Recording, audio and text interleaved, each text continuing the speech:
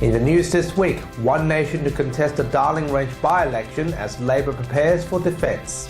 Also, regional youth jobs at risk as the live sheep export trade may face a summer ban. Bali or Broome, which one do you prefer to spend your holiday in? And the world's most anticipated wedding, Prince Harry and Meghan Markle tie the knot. This is the Evening News with Ivan Lung and Danielle Staniskov. Good evening. Who do you trust? That's the question Darling Range voters will have to answer in the upcoming by-election following the resignation of disgraced MP Barry Urban. One Nation WA has called shotgun by putting forward Rod Caddies to contest the election before Labor and Liberal announced their candidates. Taylor Hanna interviewed him on camera exclusively. Taylor. Well, Ivan, Rod Caddies has been announced as One Nation's candidate for the upcoming by-election, with hopes that his alternative approach to the campaign will be the difference. Contending for the Darling Range seat, Mr Caddies will offer an honest and listening ear to the community, allowing for greater representation in Parliament. We're always listening to what people have got to say, so the stuff we take to Parliament is what is coming straight from the people. It's not about party politics, it's more about what's best for that seat or that region. So I think that's what we're going to bring different, is a real down-to-earth approach and listening to people's real concerns. Amidst former seat holder Barry Urban's resignation, the local said to Mr Caddies there is very little trust in Labor after what happened. Well, it's going to be a tough battle. Obviously, Barry Urban let us down. He let the people of Darling Range down. Premier Mark McGowan said the Labor candidate will have to have the Darling Range's best interests at heart and will be announcing a candidate soon. After having multiple elections over the last 5 years, the Darling Range seat has had it tough. Mr Caddies is confident in his ability to best represent the region. The number one thing for me is that the community has someone that's good in there representing them. Whoever that is at the end of the day should be the best person who is going to do the best job for them. That's all from me. Back to you, Danielle. Taylor, thank you. Live export trade will continue to avoid the axe following new measures to improve the welfare of animals. But with activists still calling to ban the trade in the northern summer, youth jobs in the industry remain at risk across regional WA if a ban is introduced. Nelson Liu reports. The federal government is keeping the live sheep trade alive. There is no doubt that there is improvements. But WA says that won't solve the industry's problems. It really is simply not going to be enough. 23 recommendations were revealed this week to improve its credibility after shocking footage of dying sheep emerged, prompting an inquiry.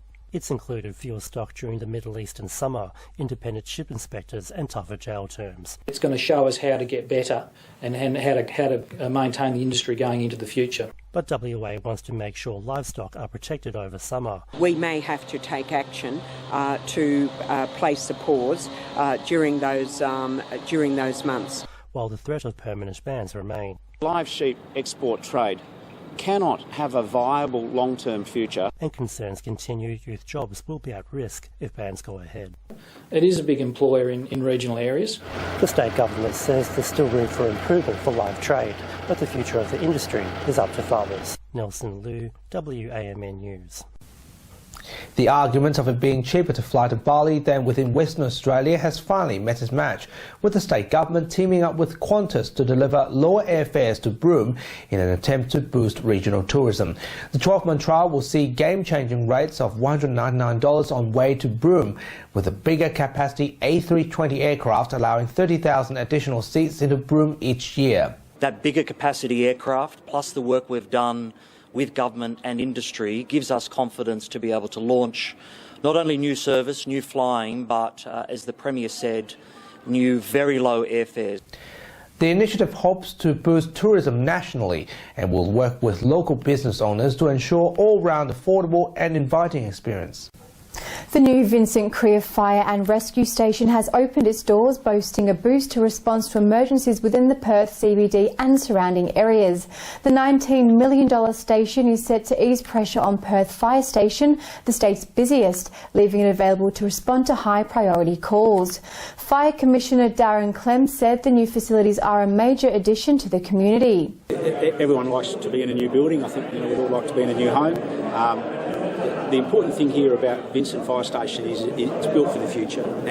The firehouse is currently home to 8 firefighters but can accommodate up to 18 as the station grows. The station is part of the plan to reduce strain in Perth's emergency services following a 30% rise in population.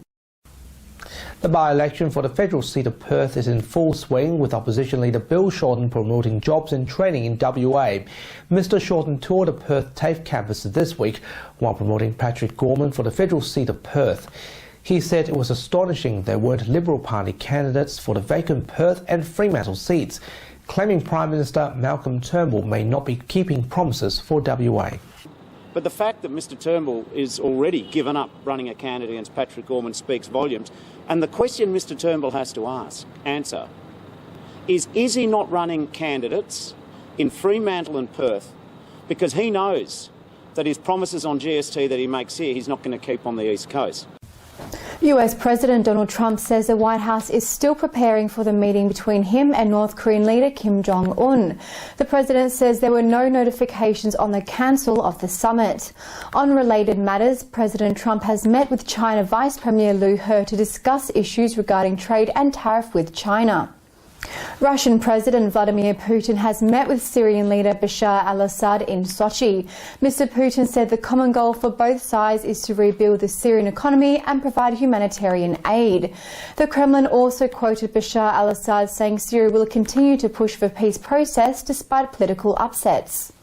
And finally this week, Prince Harry and Meghan Markle have tied the knot in the most anticipated wedding of the year. The Prince and his bride set their vows at Windsor Castle on Saturday, with Prince Charles walking Miss Markle down the aisle on a big day. They have declared their marriage by the joining of hands and by the giving and receiving of rings. I therefore proclaim that they are husband and wife.